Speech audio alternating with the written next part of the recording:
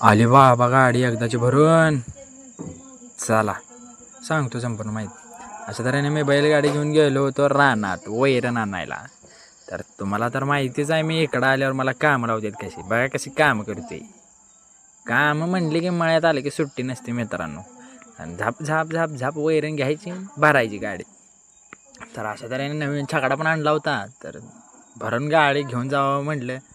जरा गाडी भरली, हे बघा गाडी घोंगरायची. हे आमचं शात आहे सगळं. अशा तऱ्हेने गाडीत हळूहळू कसं तर बसलो. बाबांना पडतो की नाही, पडलो नाही, वाचलो. अशा तऱ्हेने गाडी घेतली आणि चाललो आता घराकडं. आता घराकडे जाऊन वैरण पण कोट्टा करायची होती, त्यामुळे पाठशिरी जावं म्हणलं. अशा तऱ्हेने रस्त्यावरनं घेतली, पळायला लागली बैल. मला पण काय ऐकणार. अशा तऱ्हेने वैरण सांडत सांडत आलो कसं तर घराकडे. आणि गाडी एकदाची सोडून घेतली बा. आणि अशा तऱ्हेने कोट्टा करायला लावली. तर तुम्हाला दर डेली रुटीनचा व्हिडिओ पाहायचा असेल तर सबस्क्राईब करा, लाईक करा. आणि मराठी माणूस आहे त्यामुळे भावाला सपोर्ट